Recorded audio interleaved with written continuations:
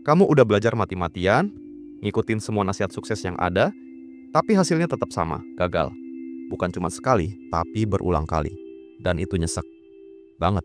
Sampai kamu mulai mikir, apa aku emang gak cukup pintar? Tapi, tunggu dulu. Gagal itu gak selalu soal IQ atau nilai.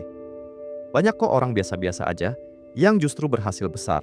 Artinya, mungkin kamu belum sadar, ada 10 hal diam-diam yang lebih menentukan kesuksesanmu daripada sekadar kepintaran. Dan itulah yang akan kita bahas sekarang. Karena bisa jadi, satu dari 10 hal ini sedang diam-diam menjatuhkan kamu. Bayangin ini, kamu udah di depan pintu peluang besar. Tinggal buka, tinggal masuk. Tapi tanganmu gemetar. Bukan karena kamu nggak tahu caranya, tapi karena kamu takut. Takut salah. Takut kalau nanti kamu masuk, lalu malah jatuh. Dan akhirnya, kamu mundur. Padahal, orang-orang sukses itu justru tumbuh dari kesalahan-kesalahan yang mereka pelajari. Mereka jatuh, tapi bangkit. Salah, tapi terus belajar. Sedangkan kamu terlalu sibuk mikirin gimana biar nggak gagal. Terlalu lama nunggu momen yang sempurna, yang sebenarnya nggak pernah ada. Ketakutanmu bikin kamu lebih fokus menjaga citra daripada mencoba hal baru. Dan tanpa mencoba, mana bisa kamu tahu seberapa jauh kamu bisa melangkah? Bukan kepintaran yang bikin kamu sukses, tapi keberanian. Keberanian buat salah, buat dicibir, bahkan buat gagal berkali-kali. Jadi coba tanya diri sendiri, kamu beneran kurang pintar atau cuma terlalu takut untuk salah?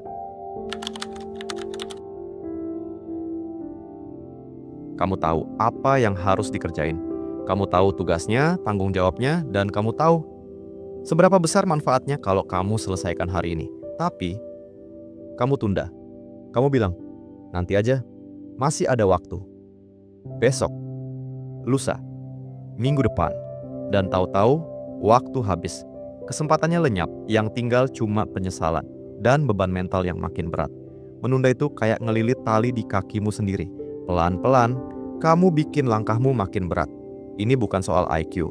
Banyak orang pintar jatuh karena kebiasaan sepele ini. Mereka punya ide hebat, rencana matang, tapi nggak pernah jadi kenyataan.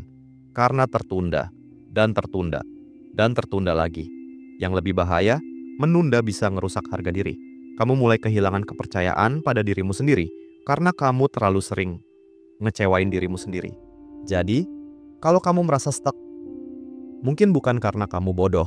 Mungkin kamu cuman terus menunda hal-hal penting dan membiarkan waktu menggerogoti peluangmu.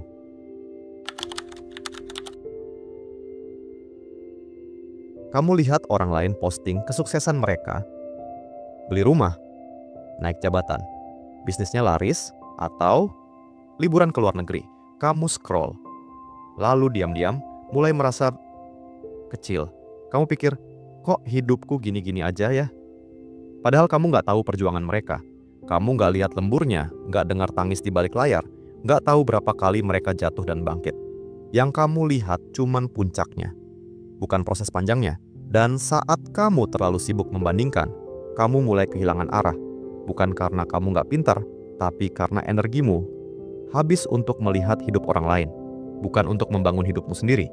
Akhirnya kamu nggak bisa bersyukur, nggak bisa fokus, dan semangatmu pelan-pelan padam.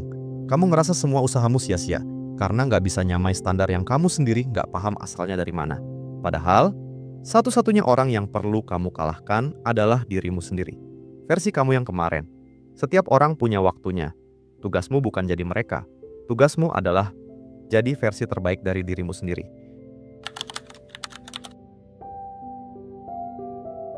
Bayangin, kamu naik mobil, bensinnya penuh, peta ada, cuaca cerah. Tapi kamu nggak tahu mau kemana. Akhirnya, kamu muter-muter, capek, dan nggak sampai kemana-mana. Hidup juga begitu. Kamu kerja keras setiap hari, sibuk dari pagi sampai malam. Tapi tanpa tujuan yang jelas, semuanya cuma jadi kesibukan kosong. Bukan produktif. Cuma sibuk tanpa arti.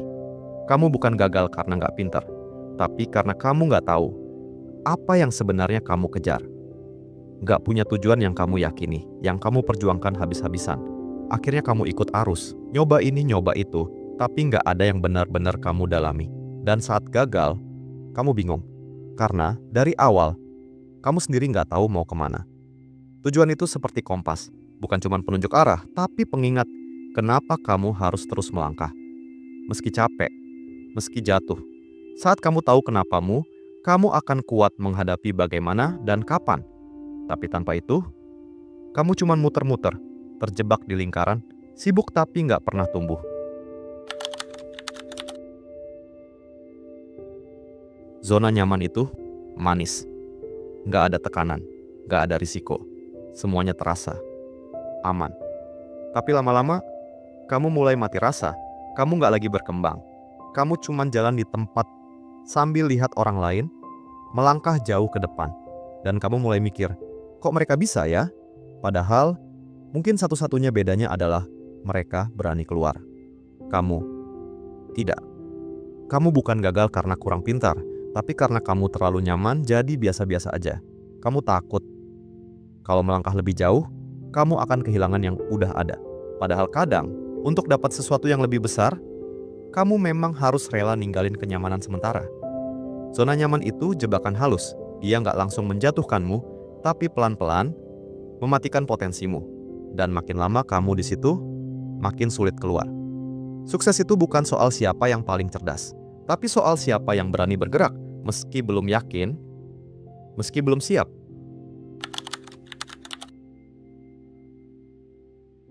Bayangin, kamu punya potensi luar biasa, ide-ide besar, semangat tinggi, tapi kamu ada di tengah orang-orang yang sinis. Setiap kamu ngomongin mimpi, mereka cuma ketawa atau nyinyir. Ah, mana mungkin bisa? Lama-lama, kamu mulai ragu, mulai kecilkan impianmu sendiri. Bukan karena kamu nggak mampu, tapi karena terlalu sering diragukan. Lingkungan itu kayak tanah buat benih. Benih terbaik pun nggak akan tumbuh kalau ditanam di tanah yang kering dan penuh batu. Kamu nggak gagal karena nggak pintar, tapi mungkin karena kamu berada di tempat yang salah. Tempat yang nggak kasih nutrisi buat mimpi kamu tumbuh. Coba lihat sekelilingmu. Apakah mereka mendukungmu? Atau diam-diam menggerogoti keyakinanmu? Kadang, langkah paling penting buat sukses bukan belajar lebih banyak, tapi berani pergi. Pergi dari lingkungan yang toksik. Dan mulai memilih orang-orang yang bikin kamu percaya lagi, berani lagi, bangkit lagi. Jangan remehkan kekuatan sekitar, karena suasana yang tepat bisa mengubah hidupmu selamanya.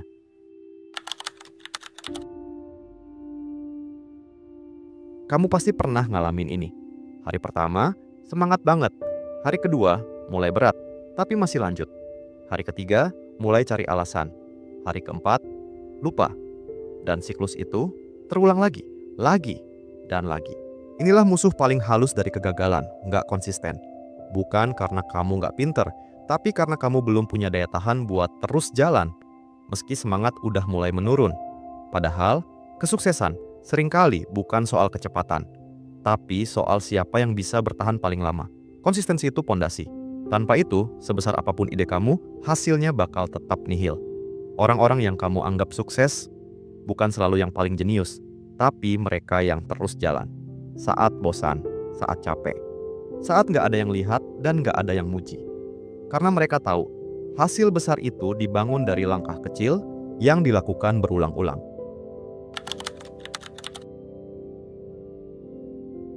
Setiap kali kamu mau mulai sesuatu, kamu tanya dulu, orang lain bakal suka nggak ya? Setiap kali kamu ambil keputusan, kamu mikir, nanti orang ngomong apa ya? Tanpa sadar, kamu hidup dalam bayang-bayang opini. Bukan buat dirimu sendiri, tapi buat penilaian orang lain yang belum tentu peduli. Inilah jebakan yang pelan-pelan menguras kekuatan batinmu. Terlalu sering cari validasi. Kamu bisa jadi orang paling cerdas sekalipun. Tapi kalau semua langkahmu tergantung pada apa kata orang, kamu nggak akan pernah jalan. Karena setiap keputusanmu bakal tersandera rasa takut. Takut nggak disukai. Takut dicibir, takut melenceng dari ekspektasi. Padahal, hidup yang bermakna adalah saat kamu tahu apa yang kamu perjuangkan dan kenapa kamu memilih jalan itu, meski nggak semua orang setuju.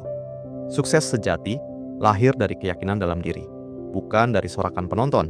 Jadi, kalau kamu masih merasa gagal, mungkin ini saatnya berhenti tanya, mereka suka nggak? Dan mulai tanya, aku benar-benar mau ini atau cuma cari pengakuan? Kegagalan itu bukan kutukan, tapi banyak orang menganggapnya aib. Mereka sembunyi saat gagal, menyalahkan keadaan, bahkan menyalahkan diri sendiri, tanpa pernah benar-benar belajar dari apa yang terjadi.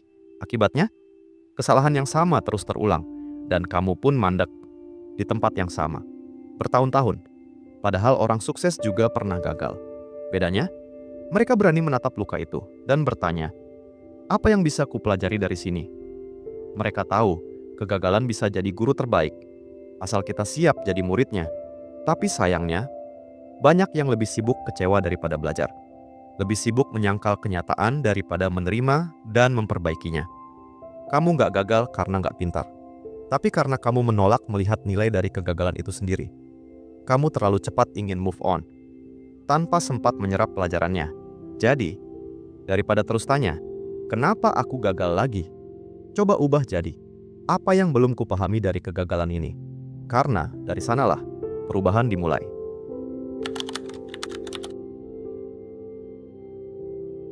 Ini hal yang paling menyakitkan, tapi paling sering terjadi. Kamu punya kemampuan, punya potensi, tapi kamu nggak percaya itu. Kamu remehkan dirimu sendiri. Merasa semua pencapaianmu cuma kebetulan. Saat orang lain muji, kamu tolak. Saat ada peluang datang, kamu mundur. Karena merasa nggak layak. Kamu bukan gagal karena kurang pintar, tapi karena kamu sendiri nggak mengizinkan dirimu bersinar. Kamu terus meragukan langkahmu, bahkan sebelum kamu melangkah. Kamu takut jadi besar, takut bertanggung jawab atas keberhasilanmu sendiri. Dan akhirnya, kamu tetap kecil. Bukan karena takdir, tapi karena batas yang kamu buat sendiri. Percaya diri itu bukan soal sok hebat, tapi soal tahu bahwa kamu layak mencoba, layak gagal dan tumbuh, layak berhasil tanpa minta maaf. Dunia akan menilaimu seperti cara kamu menilai dirimu sendiri. Jadi kalau kamu ingin dihargai, mulailah dengan menghargai dirimu sendiri.